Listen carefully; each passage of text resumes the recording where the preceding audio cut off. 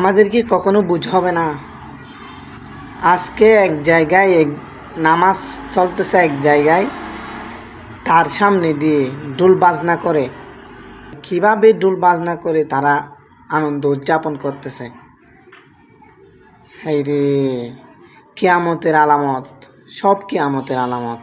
দেখুন, ভিডিওটা দেখুন আগে। এই হলো আমাদের মুসলমানের অবস্থা।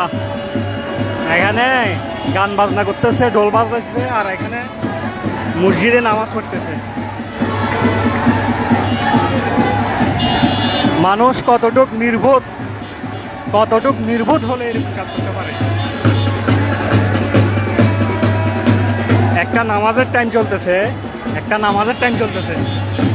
মাত্র এই যে জামাত চলতেছে, জামাত মাত্র শেষ হয়েছে, আর নির্বোধ মানুষ কেমন করে দেখেন।